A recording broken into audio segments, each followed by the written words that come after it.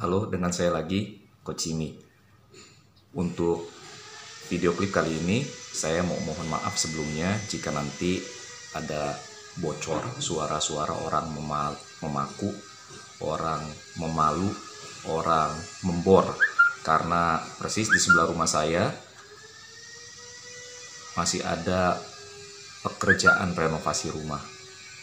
Yang saya ingin bicarakan sebetulnya adalah alasan kenapa saya mengunggah beberapa video klip ke YouTube. Pada waktu saya pertama kali mengunggah video klip ke YouTube, beberapa tanggapan muncul dan terdengar lucu. Cie, cie, yang posting, yang upload. Sebetulnya permintaan, ajakan, saran untuk menggunakan media sosial seperti YouTube sudah saya dengar dan saya terima sejak lama. Tetapi memang saya sangat enggan untuk menggunakan media YouTube ini. Ada sedikitnya 3 alasan kenapa saya enggan untuk melakukannya. Yang pertama, saya merasa bahwa saya adalah makhluk prasejarah. Saya tidak terlalu akrab dengan media sosial seperti ini. Ketika saya pertama kali mengunggah video klip saya ke YouTube, anak saya kemudian berkata, Papa harus menggunakan YouTube Studio. Saya mulai berpikir, apa lagi itu YouTube Studio? Saya betul-betul nggak ngerti barang-barang seperti ini. Saya tanya sama salah seorang anak didik saya, YouTube Studio itu makanan apa? Saya betul-betul nggak ngerti. Yang kedua, kenapa saya enggan untuk mengunggah video ke YouTube adalah karena saya merasa takut untuk menyampaikan sesuatu ke publik. Yang saya takutkan adalah saya takut menyinggung orang yang melihat YouTube ini, atau saya takut mengungkapkan kata-kata yang salah. Saya takut di dalam upaya saya untuk mendatangkan kebaikan, saya malah menerima kritik. Alasan saya yang ketiga kenapa saya enggan untuk kemudian mengunggah video ke YouTube adalah karena saya merasa saya tidak memiliki sesuatu yang cukup menarik, cukup pantas untuk diunggah. Tetapi saudara, pada akhirnya saya memutuskan untuk mengunggah video saya ke YouTube.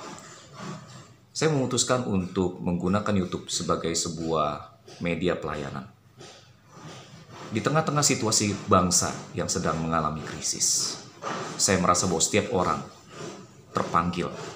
dipanggil untuk melakukan sesuatu bagi bangsa ini. Ini adalah masa depresi yang besar bagi kita. Tantangan bahaya maut ada di depan mata. Belum lagi resesi ekonomi sebagai sebuah gelombang tsunami yang akan menghujam negeri kita. Setiap orang dipanggil untuk melakukan sesuatu bagi bangsa ini. Di dalam segala keterbatasan, setiap orang harus melakukan apa yang dia bisa untuk mendatangkan kebaikan bagi orang lain. Saya memutuskan untuk menggunakan media ini untuk memotivasi, untuk menguatkan, untuk menghibur saudara-saudara sebangsa dan setanah air yang pada saat ini sedang mengalami musibah, kejadian luar biasa COVID-19. Saudara, ini panggilan kita bersama. Bukan hanya saya yang harus melakukan hal ini, saudara juga harus melakukan hal yang sama. Kita bisa mulai dengan cara mengikuti saran pemerintah, melakukan karantina mandiri. Kita berusaha untuk bertahan sebisa mungkin di dalam rumah. Tetapi di saat yang bersamaan kita juga bisa melakukan sesuatu di dalam kapasitas kita masing-masing. Saya melihat di postingan IG saya, ada sebuah kafe yang kemudian memberikan kopi gratis kepada para dokter yang berada di rumah sakit rujukan pemerintah untuk COVID-19. Saya juga mendengar beberapa komunitas mengumpulkan uang untuk kemudian membeli masker yang sedianya akan disumbangkan kepada para dokter di rumah sakit. Saya melihat beberapa rekan artis yang kemudian menghimbau para fansnya untuk tidak panik. Para artis bisa mendorong fansnya untuk melakukan hal-hal positif. Para rohaniwan bisa mendorong jemaatnya untuk bertahan dan melakukan hal-hal yang berguna bagi bangsa ini. Bangsa kita bangsa yang besar. Kita harus berjuang bersama-sama. Bangsa lain bisa, bangsa kita pasti bisa. Jangan menyerah.